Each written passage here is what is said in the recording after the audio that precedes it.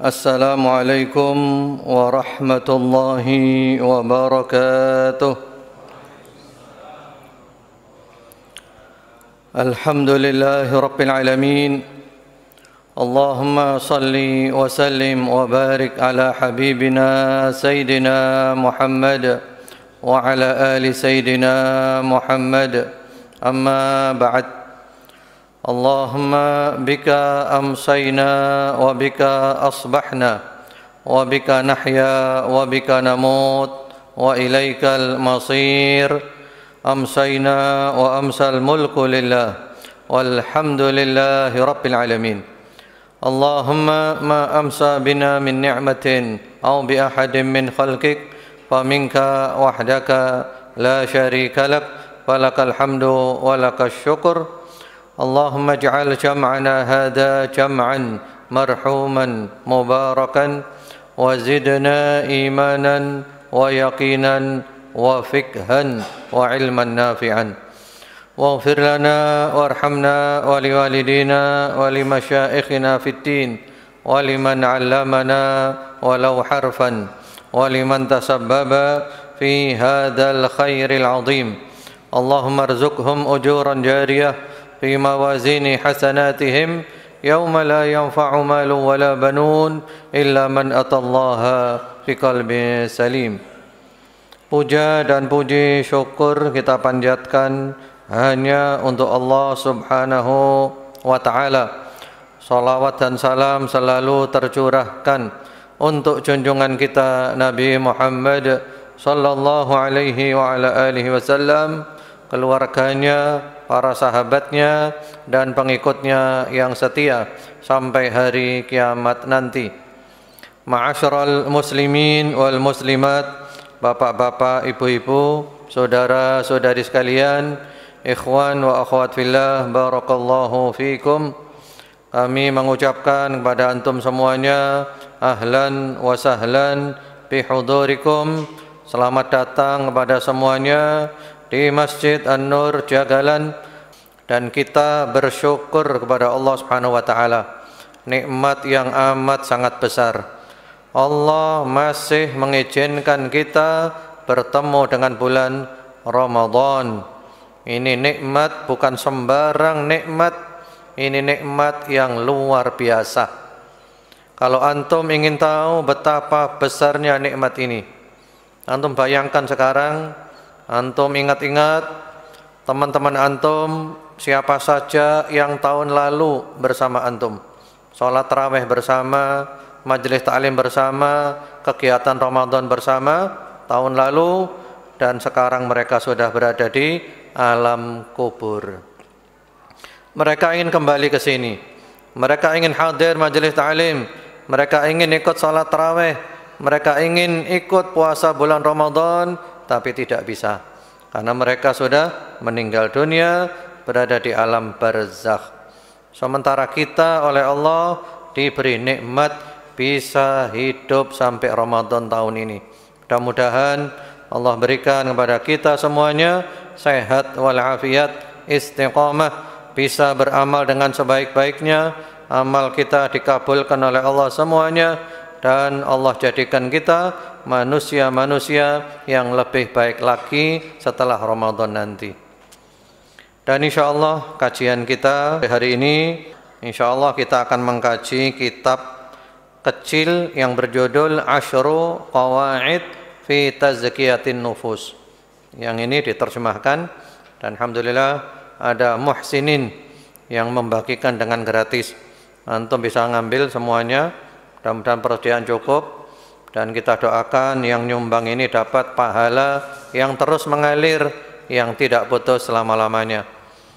Buku kecil ini ditulis oleh Fadilatul Syekh Profesor Dr. Abdul Razak bin Abdul Muhsin Al-Badr Al-Abbad Hafidhahumallahu Ta'ala, guru besar di Universitas Islam Madinah, dan beliau juga ngajar di Masjid Nabawi, yang dulu pernah datang ke Masjid An-Nur. Namun sebelumnya, hari ini tadi anginnya cukup besar, dan kita disunnahkan membaca doa kalau ada angin yang besar. Ada doa yang pendek, ada doa yang panjang.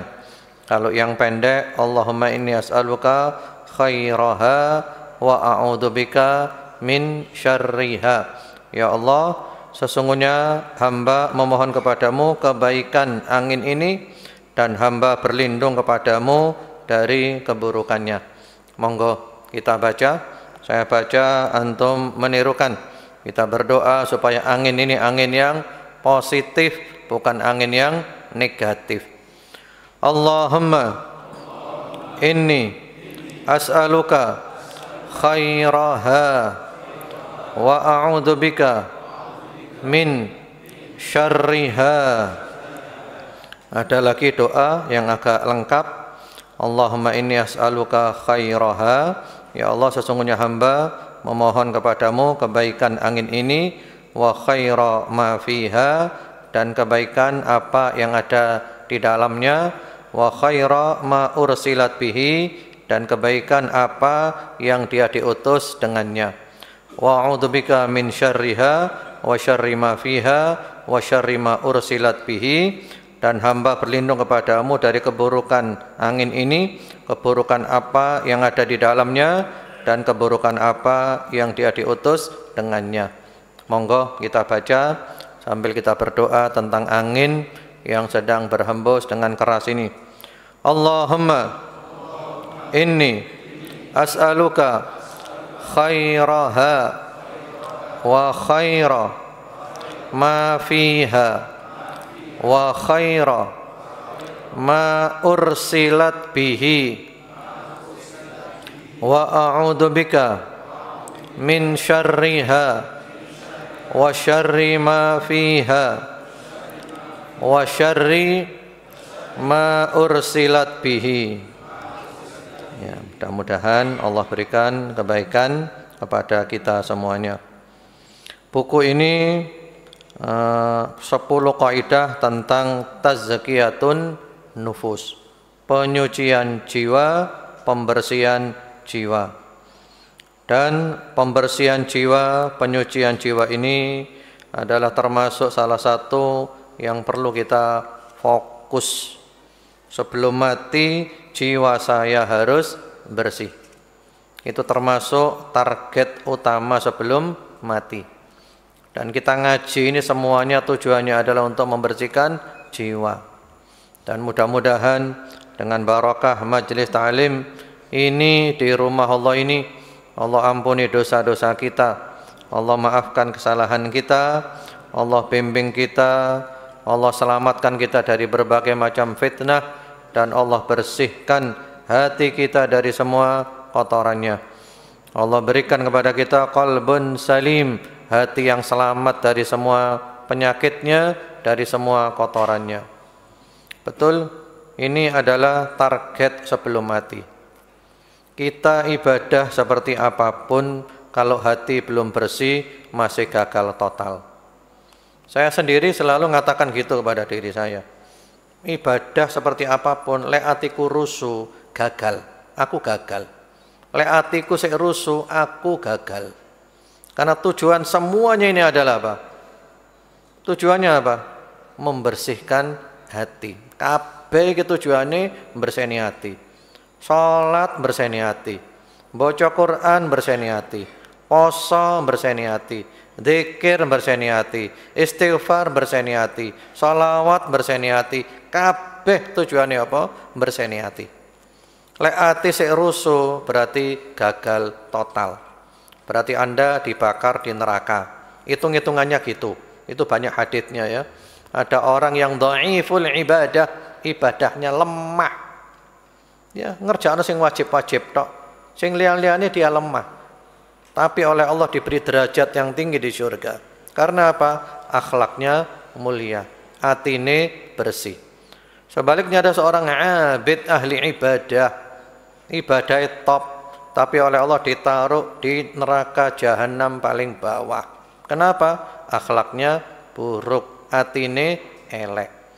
Ya, mudah-mudahan dengan ngaji ini Allah tolong kita, Allah bantu kita agar supaya kita bisa membersihkan hati kita. Kalau kita bahas hati itu tidak usah noleh orang lain. Karena hati itu privasi. Kita tidak mungkin tahu hatinya orang. Betul apa enggak? Ya, ojo morong lirik koncone. Ya, seakan-akan ini tertuduh, enggak iso.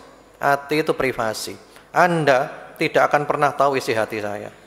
Dan saya pun tidak akan pernah tahu isi hati Anda. Sehingga gak usah ngurusi hatine wong. Fokus ngurusi hatine dewi-dewi. Karena kita tidak bisa, hati kita saja kita tidak tahu. Saya ikhlas atau belum, saya tidak tahu. Yang tahu siapa? Allah. Saya berusaha. Tapi apakah saya sudah ikhlas? Gak ero. Demikian pula saya tidak boleh mengatakan Anda tidak ikhlas. Jadi ngurusi awake dewe. Karena itu di dalam Al-Quran ada surat yang Allah itu sumpah paling banyak. Belum pernah Allah sumpah sebanyak itu. Allah sumpah sampai ping 11. 11 kali Allah sumpah. Kalau diperinci.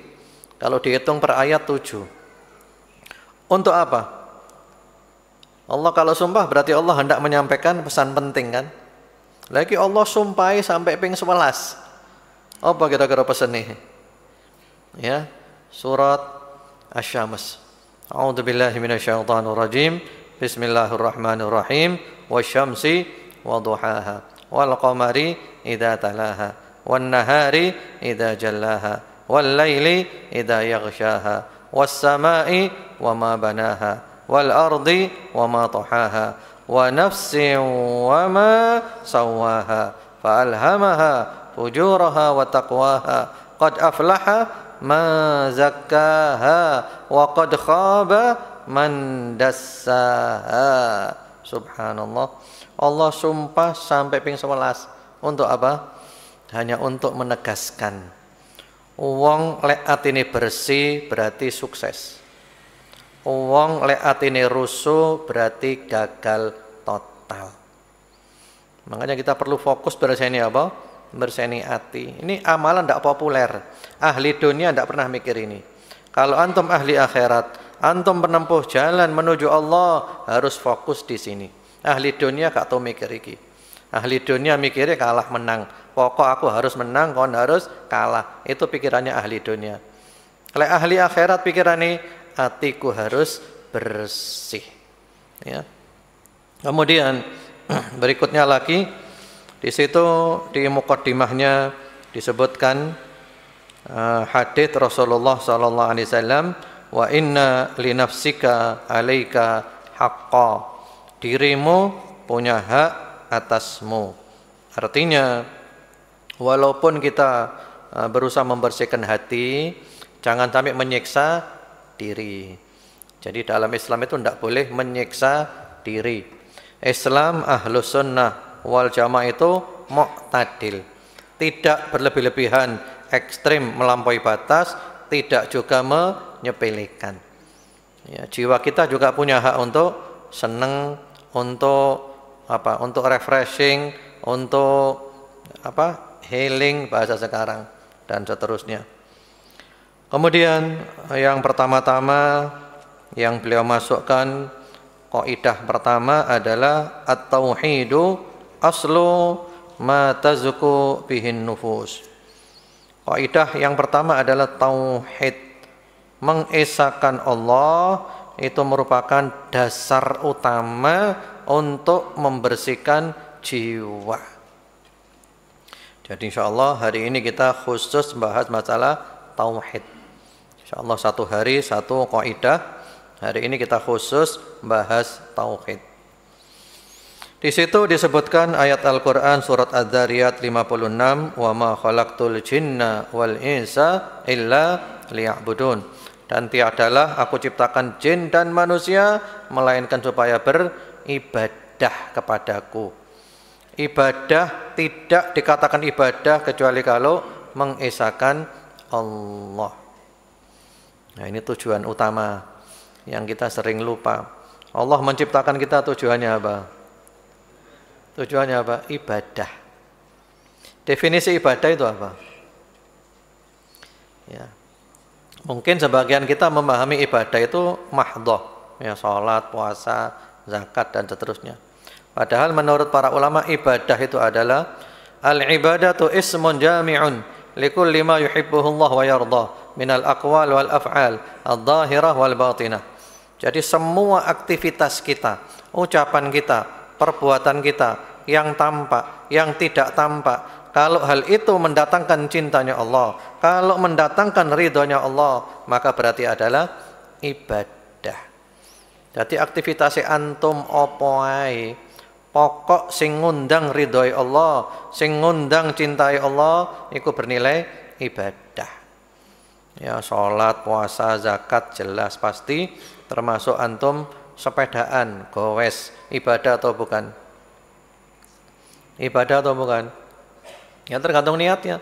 Kalau antum punya niat supaya saya sehat, kalau saya sehat saya bisa berdakwah, saya sehat saya bisa beribadah, maka bernilai ibadah karena mendatangkan cintanya Allah dan ridhonya Allah.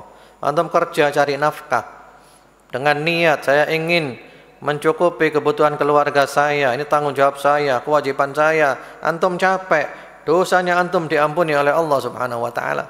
Karena apa? Karena antum sedang beribadah dan seterusnya. Kemudian di situ dibawakan firman Allah di surat An-Nahl 36 bahwa dakwahnya semua nabi, semua rasul itu sama. Walaqad ba'atsna fi kulli ummatir rasulan an i'budullaha wajtanibut tauhid. Dan sungguh kami telah mengutus pada tiap-tiap umat itu seorang rasul untuk menyerukan sembahlah Allah saja dan jauhilah tauhid.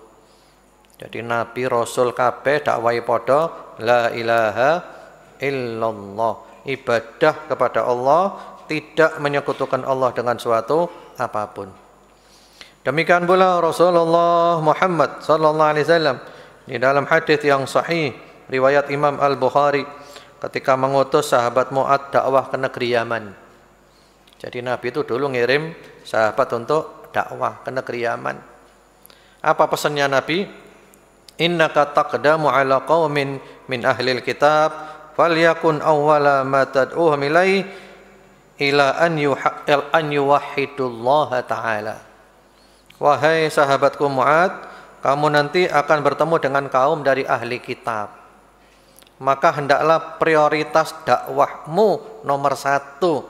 Apa nomor satu? La ilaha illallah. Mereka mengesahkan Allah, tidak menyekutukan Allah. Tauhid. Jadi dakwah nomor satu adalah tauhid.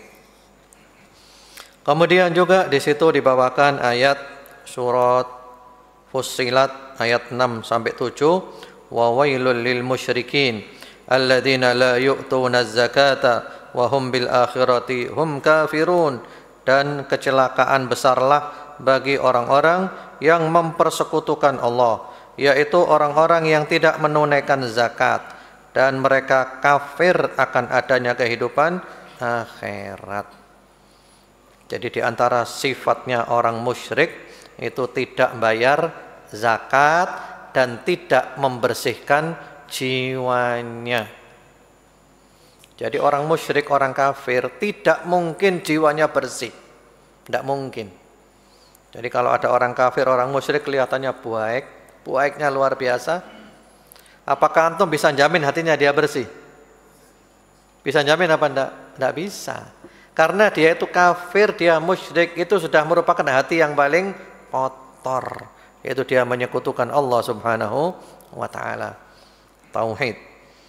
Kemudian berikutnya lagi dibawakan surat Az-Zumar ayat 65, yaitu firman Allah Subhanahu wa taala, wa laqad uhiya ilaika wa ilal ladzina min qablika la in asyrakta la yahbatanna 'amaluk wa la takunanna minal khasirin. Dan sesungguhnya telah diwahyukan kepadamu wahai Rasulullah sallallahu alaihi wasallam dan kepada nabi-nabi yang sebelummu, jika kamu menyekutukan Allah, niscaya semua amal ibadahmu akan batal dan tentulah kamu termasuk orang-orang yang merugi. Ini Allah ngomong kepada siapa? Allah ngomong kepada Rasulullah sallallahu alaihi wasallam. Wahai Rasulullah, kalau kamu syirik, amalmu hapus semuanya dan kamu rugi. Makanya kita perlu belajar apa iku tauhid. Apa iku syirik? Insyaallah nanti kita bahas itu. Mudah-mudahan waktunya cukup. Ada satu pembahasan tauhid yang jarang dibahas. Kita selama ini hanya bahas tauhid itu teori-teori saja. Belum menyentuh kepada intinya tauhid. Sehingga banyak yang belajar tauhid belum mengamalkan tauhid. Hatam kitab tauhid belum mengamalkan tauhid.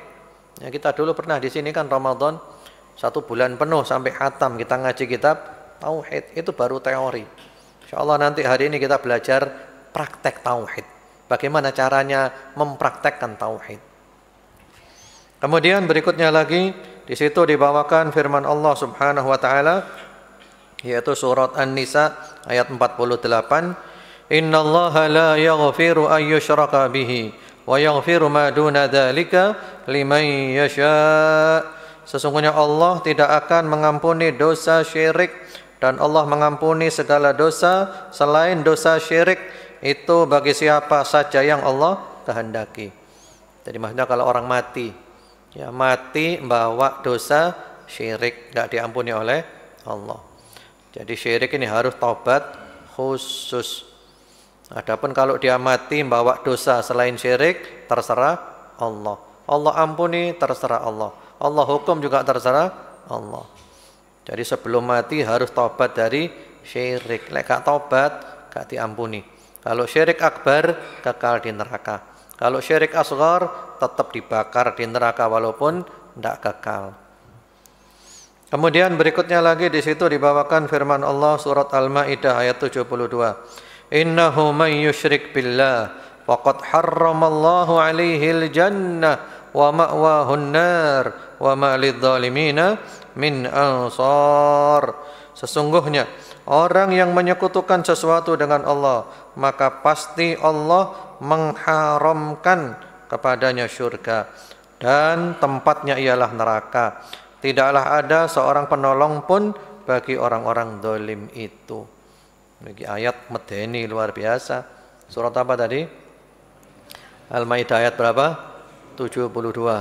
Wong lek syirik sampai mati durung tobat haram mlebu surga. Enggene ndek neraka gak ono sing iso nulung. Kemudian berikutnya lagi dibawakan surat Al-An'am 82. Alladzina amanu wa lam yalbisu imanahum bidzulmin ulaika lahumul amnu wa hum muhtadun. Orang-orang yang beriman dan tidak mencampur adukkan iman mereka dengan yaitu kedzaliman, maksudnya adalah syirik. Diterangkan oleh Nabi, maksudnya adalah syirik. Tidak mencampur imannya dengan kesyirikan. Mereka itulah orang-orang yang mendapatkan keamanan dan mendapatkan petunjuk. Ya. Kemudian yang terakhir dibawakan ayat di surat Az-Zumar ayat 3. Ala lillahid dinul khalis. Ingatlah hanya kepunyaan Allah lah agama yang bersih dari syirik. Ya, baik itu kaidah-kaidahnya ya. Sekarang kita perluas pembahasannya. Kita akan bahas tentang tauhid. Apa itu tauhid? Antum yakin enggak bahwa antum tidak menyekutukan Allah? Yakin enggak? Setelah kita bahas ini, nanti kita koreksi diri kita. Apakah saya telah terbebas dari kesyirikan? Ternyata insya Allah hampir kita semuanya masih melakukan kesyirikan-kesyirikan. Wa ma yu'minu aktsaruhum billah illa wa hum musyrikun. Dan tiadalah kebanyakan mereka itu beriman melainkan mereka juga syirik. Apa itu syirik? Apa itu tauhid? Ya, tauhid. Tauhid secara mutlak, secara umum, tauhid itu adalah al-ilmu wal-i'tirafu bitafarrudir rabb bisifatil kamal wal-iqrar bitawahhudi sifatil azamah wal jalal wa ifraduh wahdah bil ibadah. Ini makna tauhid secara umum. Ada 3 maknanya secara umum, yaitu meyakini bahwa Allah adalah Rabb. Allah adalah Rabb. Allah adalah satu-satunya pencipta, pemilik, dan pengatur segalanya dengan sifat kesempurnaannya. Ya, jadi kita meyakini Allah adalah Rabb, satu-satunya pencipta segalanya, satu-satunya pemilik segalanya, satu-satunya pengatur segalanya dengan sifat kesempurnaannya. Kemudian poin yang kedua, meyakini keesaan Allah dengan segala sifat keagungan dan kemuliaan. Yaitu Allah itu Maha Esa, Allah itu punya sifat-sifat yang maha tinggi, sifat-sifat yang maha agung, nama-nama yang maha indah. Jadi kita meyakini Allah Maha Esa dengan semua namanya yang maha indah, dengan sifatnya yang maha tinggi, sifat keagungan dan sifat kemuliaan. Kemudian yang ketiga, yaitu mengesakan Allah dalam beribadah. Jadi ketika ibadah benar-benar mengesakan Allah, mentauhidkan Allah. Itu makna secara umum. Yang pertama apa tadi? Meyakini bahwa Allah adalah Rabb, satu-satunya pencipta, pemilik, dan pengatur segalanya, ya, dengan sifat kesempurnaannya. Yang kedua apa? Meyakini keesaan Allah dengan segala sifat keagungan dan kemuliaan. Yang ketiga, mengesakan Allah dalam beribadah. Gampangnya itu ya. Jadi kita meyakini pencipta semuanya ini adalah Allah, pemilik semuanya adalah Allah, pengatur semuanya adalah Allah, dan Allah Maha Esa dalam semua itu. Kita meyakini bahwa hanya Allah yang berhak diibadahi. Kita meyakini Allah punya nama-nama yang maha indah, sifat-sifat yang maha tinggi, dan Allah Maha Esa dalam semuanya itu. Itu gampangnya seperti itu. Dan tauhid ini adalah dakwah semua Rasul, dan ini yang paling wajib nomor 1, dan ini adalah inti daripada agama. Kemudian berikutnya lagi, yaitu di dalam kitab Tajridut Tauhid Al-Mufid karya Syekh Taqiyuddin Ahmad bin Ali Al-Maqrizi, wafat tahun 854 Hijriah, abad ke-9. Ini luar biasa ini. Mungkin antum seumur-umur baru dengar. Hakikat tauhid. Fa innat tauhida haqiqatuhu. Sesungguhnya tauhid itu hakikatnya adalah antarul umura kullaha minallah ta'ala ru'yah taqta'ul iltifat ilal asbab wal wasaid fala taral khaira wasyarra illa minhu ta'ala. Ini hakikat tauhid kata beliau. Ini kitab ini bagus ya, ini ulama madhab Syafi'i ini yang nulis ini. Dan dulu pernah kami daurah kitab ini dari Syekh Abdul Razak juga, tahun berapa saya lupa, sampai hatam. Hakikat tauhid adalah Anda melihat semua urusan dan perkara adalah dari Allah. Jadi hakikat tauhid itu Anda melihat kuwabeh iki teka Gusti Allah. Semuanya dari Allah. Yang menjadikan Anda tidak lagi menoleh kepada sebab, sarana, dan perantara. Ya. Jadi Anda tidak lagi melihat apa? Sebab-sebab, sarana-sarana, perantara-perantara. Sehingga Anda tidak melihat kebaikan dan keburukan, melainkan hanya dari Allah semata. Jadi hakikat tauhid itu kita melihat kabeh teko Gusti Allah, gak ndelok makhluk blas. Gak ndelok makhluk blas. Ndelok Allah tok. Kebaikan teko Allah, keburukan juga teko Allah. Aslinya seperti itu. Al khair wasyarr bimasyiatillah. Jadi tidak lagi melihat apa? Makhluk. Kemudian kata beliau, wa hadzal maqam yuthmir. Kalau kita sudah mencapai kedudukan ini, makom ini akan membuahkan hasil. Iki hasilnya. Pertama-tama at-tawakkul, yaitu tawakal. Anda akan selalu apa? Tawakal, pasrah kepada Allah. Wis ndak pernah bergantung kepada makhluk. Allah tok, Allah mane, Allah terus selama-lamanya Allah. Allah tok, Allah, tak ada makhluk, Allah. Itu tawakal.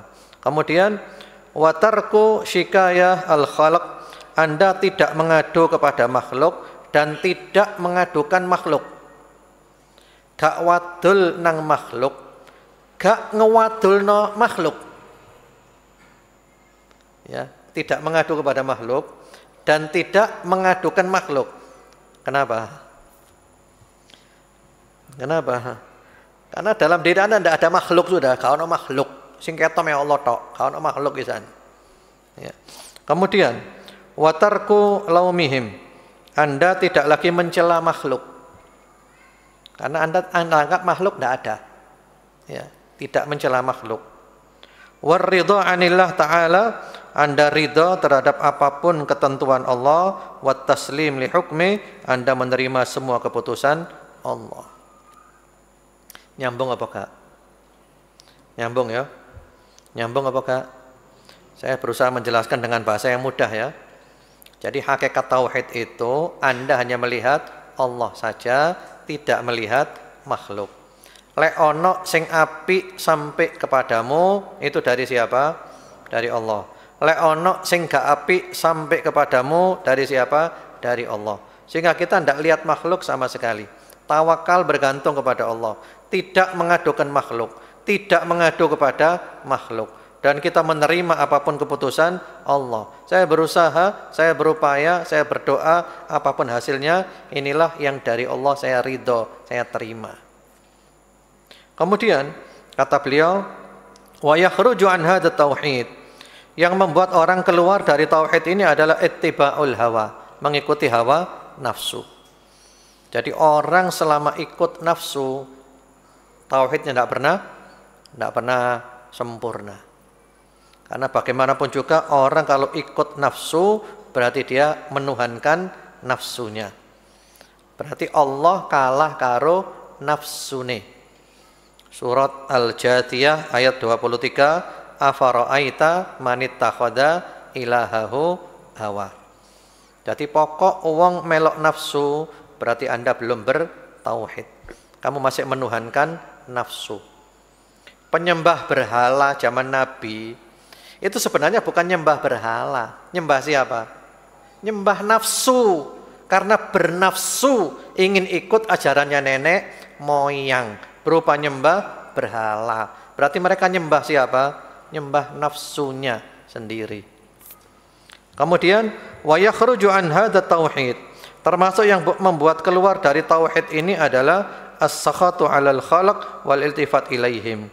Yaitu marah-marah kepada makhluk, artinya nyalah-nyalahkan makhluk. Jadi menurut hakikat tauhid, nyala-nyalakno makhluk gak oleh. Nyala-nyalakno makhluk gak oleh. Tapi nanti ada keterangan, hukum tetap ditegakkan. Orang salah tetap dihukum ya. Orang salah tetap dihukum. Itu harus ditegakkan. Tapi untuk nyalah-nyalahkan gak bisa. Karena apa? Karena makhluk gak iso apa-apa. Kok disalahno iku lho ya. Dan Anda tidak menoleh kepada mereka. Kemudian kata beliau, fa inna man yara al-kulla minallah kaifa yasqat ala ghairi au ya'mal siwa. Orang yang melihat segala sesuatu dari Allah, bagaimana mungkin akan marah-marah kepada selain Allah atau berharap kepada selain Allah? Wa hadza tauhid maqamus siddiqin. Ini tauhid makomnya orang siddiqin. Imannya di atas rata-rata. Nyambung apa Kak? Roto angel titik. Iya. Mudah-mudahan nyambung ya. Iki penting loh iki. Iki penting. Iki hakikat tauhid. Iki kudu belajar teori tok. Lek kitab tauhid hataman teori. Iki carane praktek. Prakteke apa? Ndek ati ki mek Gusti Allah tok. Makhluk gak ono belas. Ketika Anda memberi saya, yang saya lihat siapa? Allah memberi saya. Kewajibanku kepada Anda adalah mendoakan. Jazakallah khair, terima kasih dan seterusnya. Tapi yang saya lihat ini pemberian dari Allah. Yang saya puji Allah. Yang saya lihat Allah. Anda tidak ada, tetap sampai ke saya. Allah akan pakai jalur lain untuk menyampaikan ke saya. Ketika Anda tidak memberi saya, maka saya tidak boleh marah-marah kepada Anda. Karena berarti Allah belum memberi saya. Ya tinggal tugas kita apa? Muhasabah. Sehingga ada nasihat ulama luar biasa. La taqlaq min tadabiril bashar. Jangan pernah bersedih apapun upaya manusia untuk mencelakakan dirimu. Wis wong kabeh kumpul ambek jin kabeh mau mencelakakan Anda, bisa apa ndak? Bisa apa ndak? Bisa apa ndak? Kalau Allah belum mengizinkan, ndak bisa. Jadi apapun yang dilakukan manusia ini intinya adalah keputusan terakhir hanya melaksanakan takdirnya Allah. Ya seperti itu. Masya Allah, tabarakallah. Ini tauhid yang luar biasa. Kullu yusibana illa ma kataballahu lana wa maulana wa 'alallahi falyatawakkalul mu'minun. At-Taubah 51. Apapun yang mengenai kita itu sudah dituliskan di Lauhil Mahfuz 50.000 tahun sebelum Allah menciptakan langit dan bumi. Tugas kita hanya berusaha, berupaya, apapun hasilnya ya sudah itulah diterima. Kemudian Al-Imam Nawawi itu punya penjelasan yang luar biasa masalah ini ketika beliau menerangkan tentang seorang ulama yang bernama Abu Yazid Al-Bustami. Abu Yazid Al-Bustami, ulama besar. Coba antum cari biografinya. Wah, luar biasa itu. Waktu itu Abu Yazid Al-Bustami ini mengadakan mujahadah, latihan berseni jiwanya. Latihan pokok membersihkan jiwa, mujahadah. Sampai sekian tahun, bertahun-tahun latihan. Di antara kesimpulan beliau apa? Di antara kesimpulannya ini ya, ini kata-kata beliau, fakushifali fanadartu ilal khalq faraaituhum mauta. Lalu oleh Allah disingkapkan kepada saya, ditampakkan kepada saya, sehingga aku melihat makhluk, ternyata makhluk ini semuanya adalah orang mati. Jadi makhluk ini semuanya adalah orang mati. Ibaratnya saya sekarang sedang berada di kuburan.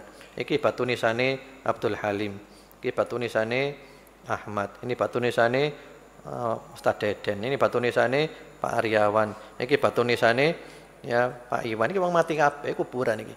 Iki wong mati kabeh.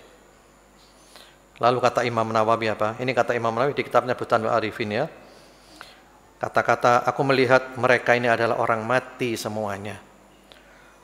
Fahuwa fi ghayatin nafasah wal hasan. Ini kata-kata berada di puncak keindahan, kata-kata bernilai tinggi ini. Qalla an yujad fi ghairi kalamin Nabi sallallahu alaihi wasallam. Jarang ada kata-kata seperti ini selain kata-kata Nabi. Sing iso ngomong ngene biasa mek Nabi. Mencapai tingkatan apa? Melihat makhluk adalah orang mati. Lalu diterangkan panjang lebar oleh Imam Nawawi maknanya setelah beliau bermujahadah sekian lama, sudah bersih jiwanya, sudah bercahaya hatinya, sudah bisa menguasai nafsunya, maka oleh Allah ditampakkan hal-hal yang tidak tampak sebelumnya, dan ternyata beliau melihat makhluk ini semuanya adalah orang mati, nggak ada hukumnya, dihukumi sebagai orang mati, sehingga mereka tidak bisa memberikan madarat, tidak bisa memberikan manfaat, tidak bisa memberi dan tidak bisa tidak memberi, tidak bisa menghidupkan, tidak bisa mematikan, tidak bisa nyambung dan tidak bisa mutus, tidak bisa mendekatkan dan tidak bisa menjauhkan, tidak bisa membuat bahagia dan tidak bisa membuat susah, tidak bisa memberi rezeki dan tidak bisa menghalangi rezeki,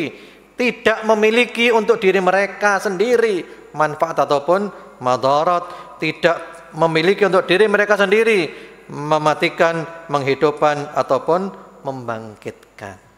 Jadi artinya apa? Makhluk gak iso apa-apa belas, kaya wong mati persis plek. Wa hadhihi sifatul amwat. Ini adalah sifatnya orang mati. Fayambaghi an yu'amalu muamalah al-mauta fi hadhil umur al-madhkura, maka kita bermuamalah dengan manusia seperti bermuamalah dengan orang mati dalam hal-hal yang telah disebutkan. Bagaimana caranya bermuamalah dengan orang mati itu? Jangan takut dan jangan berharap. Wong mati kok diwedeni, wong mati kok diharapno, ya gak iso. Wong wis apa? Wis mati. Kemudian jangan pernah menginginkan sesuatu pun dari mereka, karena mereka orang mati, gak iso ngekei. Kemudian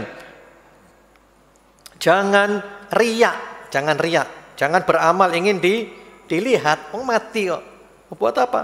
Antum pernah nggak riak di kuburan? Saya didelok wong mati di kuburan, ya ndak mati kabeh gak iso ndelok. Jadi beramal jangan ingin dilihat orang, karena apa? Wong mati kabeh gak iso ndelok. Sehingga kita tidak perlu mudahana. Mudahana itu apa? Bermanis-manisan mengorbankan kebenaran. Kemudian jangan sibuk dengan mereka. Orang mati kok kita sibuk ngurusi mereka. Orang mati dikubur kan, ya didoakan. Nggak usah sibuk mikirin mereka. Kemudian juga jangan menghina, jangan merendahkan. Orang mati jangan dihina, orang mati jangan direndahkan. Jangan disebut-sebut aibnya, jangan cari-cari kejelekannya atau ketergelincirannya. Karena kita dilarang membahas kejelekannya orang mati. Wong mati kabeh gak iso apa-apa. Jangan hasud. Masa ada hasud kepada orang mati? Hasud yang kepada orang hidup. Berarti orang mati kabeh. Ya.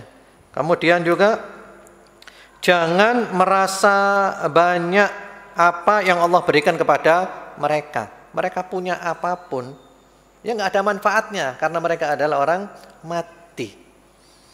Kemudian juga dan sepatutnya kita sayang kepada mereka, ya sebagaimana menyayangi orang mati. Dan kemudian kalau mereka ada kekurangan-kekurangan, kita beri uzur, sebagaimana kita memberi uzur kalau orang mati punya kekurangan. Ma'anna nuqim al-hudud alaihim ma jaa asy-syara' bihi minal hudud, tapi dengan catatan hukum tetap ditegakkan. Kalau melakukan pelanggaran tetap dihukum, hukum-hukum syariat. Nyambung apa gak? Wah, ini kata-kata luar biasa. Kalau antum sudah bisa mencapai tingkatan ini, waduh, antum hidup tenang, damai dan bahagia. Antum gak kepikiran menungso sama sekali. Karena ibaratnya mereka adalah orang yang sudah mati. Ya, mudah-mudahan kita bisa mengamalkan tauhid-tauhid yang seperti ini. Jadi intinya apa? Intinya apa tadi itu semuanya? Intine ojo kakean bahas makhluk. Wis bahas Allah, Allah, Allah, Allah, Allah. Allah pencipta segalanya, Allah pemilik segalanya, Allah sing ngatur kabeh. Nyembah Allah tak. Allah punya nama yang maha indah, Allah punya sifat yang maha tinggi. Ya, makhluk tidak boleh ada di dalam hati saya. Saya hanya berusaha, saya berupaya, saya berbuat baik, saya berdoa. Apapun yang sampai kepada saya tidak mikiri makhluk. Kalau menyenangkan saya bersyukur. Kalau tidak menyenangkan saya bersabar. Kalau terjerumus dalam dosa saya istighfar. Melaku terus saja mikiri makhluk. Tidak ada orang bisa membuat Anda gagal. Dan tidak ada orang bisa membuat Anda sukses. Yang membuat Anda gagal siapa? Hakikatnya Allah kabeh. Walaupun ada sebabnya ya. Hakikatnya Allah. Dan tauhid ndeloke Allah tok. Sehingga ulama-ulama zaman dulu itu paham betul masalah ini. Al-Imam Al-Hasanul Basri ketika diajak memberontak pada zaman Hajjaj bin Yusuf. Hajjaj itu penguasa yang sangat dolim, berada di puncak dolim. Diajak berontak. Ada provokator keliling ngajak berontak. Ibnul Ash'ad. Ya, Hajjaj sudah dolim, gini-gini, udah jelek-jelekan luar biasa. Ayo kita berontak. Apa nasihat beliau? Nasihat beliau, wallahi ma sallatallahu alaikumul Hajjaj illa uqubah. Yang dilihat bukan Hajjaj, yang dilihat siapa? Yang dilihat Allah. Tidaklah Allah menjadikan Hajjaj bin Yusuf sebagai penguasamu, melainkan sebagai hukuman. Wallahi ma sallatallahu alaikumul Hajjaj illa uqubah. Jadi ndeloke kudu ndelok Hajjaj, ndeloke ndelok sapa? Ndelok Allah. Kita ini banyak dosa, sehingga Allah kirim kepada kita penguasa-penguasa yang dolim. Jangan bermimpi dapat penguasa yang baik selama keadaan kita seperti ini. Dan itu banyak kata-kata seperti ini di dalam kitabnya Ibnul Qayyim Ad-Da' wa Dawa. Di antara tanda Allah murka itu ketika Allah ngirim penguasa yang zalim. Itu tandanya Allah murka. Maka kata beliau apa? Fala tu'aridu 'uqubatallah bis-sayf. Jangan kamu lawan hukuman dari Allah dengan pedang. Iki hukumannya Gusti Allah. Ojo dilawan karo pedangmu, ojo dilawan karo panah, ojo dilawan karo apa meneh? Senjata, ndak bisa. Pedangmu patah. Ini hukuman dari Allah. Solusi bukan dilawan. Kamu pakai pedang, pedangmu patah, kalah kamu. Ya, walakin alaikum bil istiqanah wat tadarru. Solusinya adalah kamu taubat, kembali kepada Allah, membersihkan diri, ya, berdoa sama Allah, ya Allah, ya Rabb, ya Rabb, ya Rabb. Nanti Allah berikan jalan keluar. Akhirnya apa? Dituduh sebagai ulama yang bodoh. Dituduh, oh ulama bodoh, goblok, gak tahu baca HP, gak melok perkembangan zaman ini, dicaci maki. Akhirnya mereka pun keluar memberontak. Hasilnya apa? Hasilnya ditumpas semuanya, dipateni kabeh. Termasuk pemimpinnya pemberontak Ibnul Ash'ad. Ada riwayat dia tidak kuat, akhirnya dia bunuh diri, ditumpas, hancur. Lalu mereka bilang apa? Ya laitana kunna ata'na, ya laitana kunna ata'na. Aduhai, sekiranya kami dulu taat kepada Al-Hasanul Basri. Aduhai, sekiranya kami dulu taat kepada Al-Hasanul Basri, tapi sudah terlambat. Nah, itu ulama. Jadi ndeloke kudu apa? Ndeloke kudu bumi, ndeloke iku langit. Lek ono apa-apa, ndeloke nang langit. Ini pesan apa dari langit? Ini pesan apa dari Allah semuanya ini? Jika kalau dapat kebaikan dia bersyukur. Kalau dapat keburukan dia bersabar sambil apa? Muhasabah. Termasuk juga kata Ibnul Qayyim, kalau Anda disakiti orang, ini kata Ibnul Qayyim, lek ono wong nyakiti awakmu, kamu jangan fokus kepingin bales. Dadi wong nyakiti der ngono kan? Ojo fokus kepingin bales. Kamu capek, kamu payah, kamu sia-sia, waktumu, tenagamu semuanya habis. Terus bagaimana caranya? Caranya adalah muhasabah. Mungkin saya punya dosa, mungkin saya punya kesalahan. Ini cara Allah mengingatkan saya, dan Anda fokus memperbaiki diri. Wis fokus perbaiki diri, fokus tobat. Urusannya orang itu kirim ke langit. Gak usah mikir wong iku, serakno nang langit ae, biar diselesaikan oleh langit, dan langit pasti menyelesaikan orang itu. Subhanallah. Ini namanya apa? Namanya apa? Tauhid. Kalau kita pakai bahasa ulama-ulama Indonesia sing gampang-gampang, Kiai Hamid Pasuruan itu punya kata-kata yang dahsyat. Saya dengar ini dari Kiai Haji Syukron Makmun, Jakarta. Beliau dulu ngaji di Kiai Hamid Pasuruan. Kemudian Kiai Syukron Makmun ini mengadu, saya punya pondok di Jakarta, ya kadang kesulitan dana ini itu dan seterusnya. Apa kata Kiai Hamid? Kata Kiai Hamid, kamu jalan terus saja. Kamu jalan terus, kamu kerja terus, yang ikhlas karena Allah, kamu berjuang terus. Ojo kakean mikir. Lek wis wayahe dugi piyambak. Wis iku ae wis. Lek wis wayahe dugi piyambak. Kamu hanya bekerja, kamu hanya berusaha, kamu hanya berdoa, gak usah kakean mikir. Lek wis wayahe teko dhewe. Kabeh lek wis wayahe teko dhewe. Tugasmu hanya apa? Berusaha, berupaya dan berdoa. Hasil itu mutlak miliknya Allah. Lek wis wayahe dugi piyambak. Kalau sudah waktunya datang sendiri. Sudah dipraktekkan oleh beliau, dijadikan wiritan sama beliau. Lek wis wayahe dugi piyambak, lek wis wayahe dugi piyambak, lek wis wayahe dugi piyambak. Akhirnya beliau, Masya Allah tabarakallah, punya pesantren di Jakarta. Kalau nggak salah sekarang itu luasnya sampai 13 hektar di Jakarta. Ya, karena apa? Karena lek wis wayahe dugi piyambak. Jadi urip aja kakean mikir.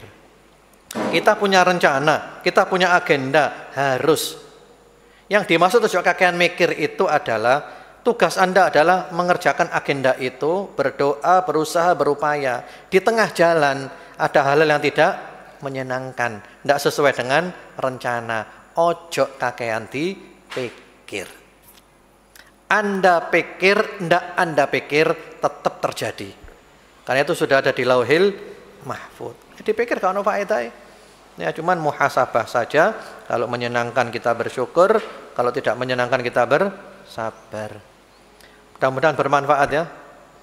Mudah-mudahan ini tauhid. Sebenarnya masih banyak pembahasannya.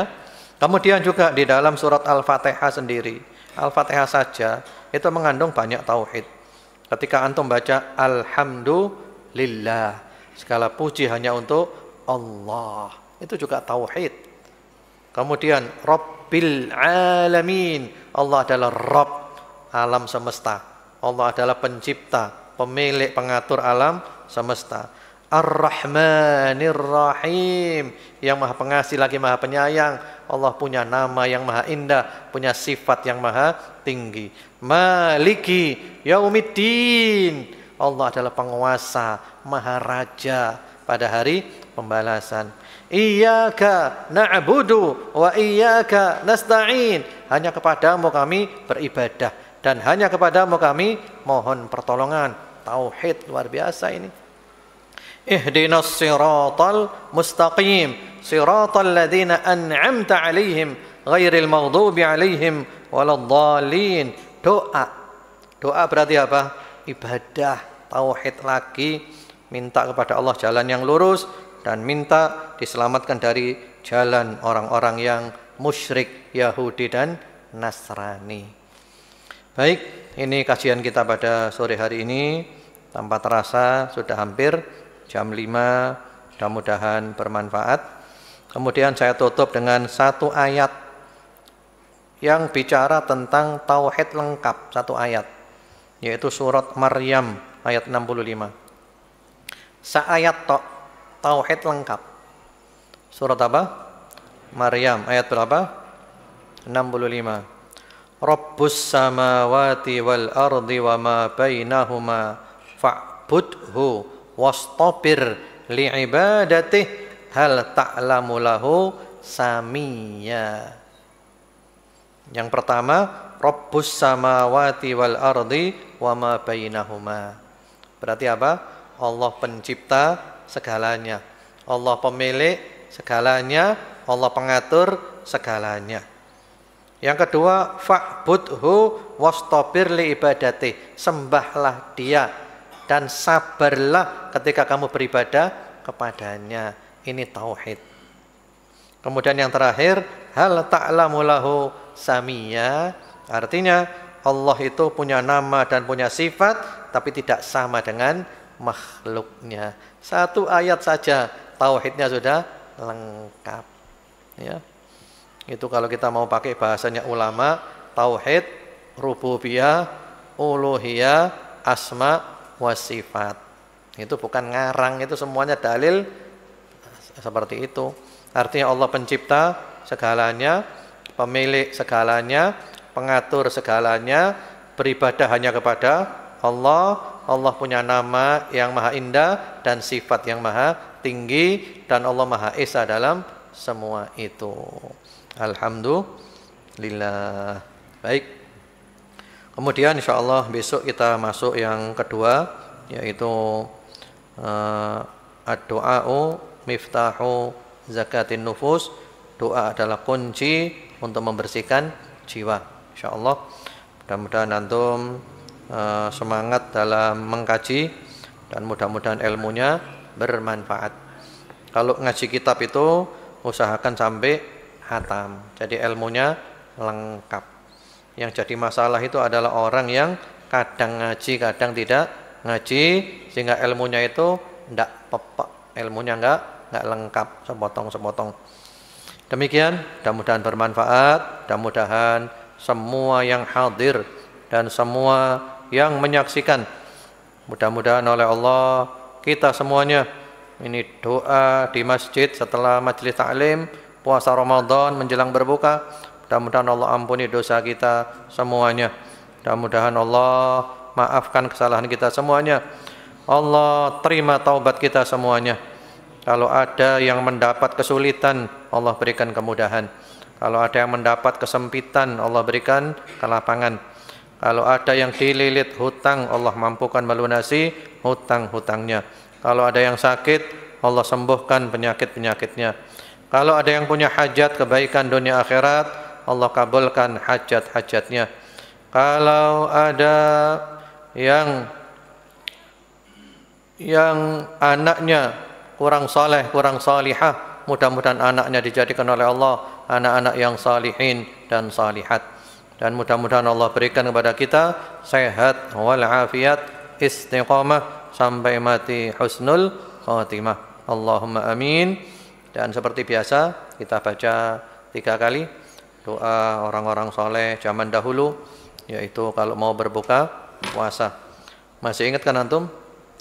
Ya, kita baca 3 kali dan mudah-mudahan Allah kabulkan doa-doa kita.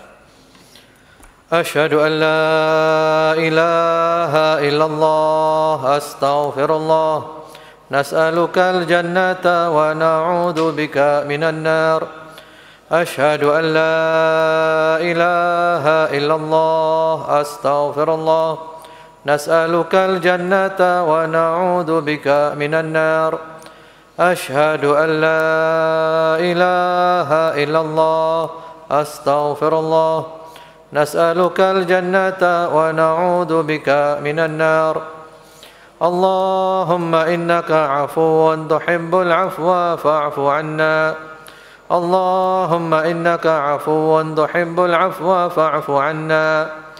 Allahumma innaka 'afuwun tuhibbul 'afwa fa'fu 'anna ya karim. Wa sallallahu wa sallama ala sayyidina Muhammadin wa ala alihi walhamdulillahi rabbil alamin. Subhanakallahumma bihamdika asyhadu an la ilaha illa anta astaghfiruka wa atubu ilaik. Wassalamu alaikum warahmatullahi wabarakatuh.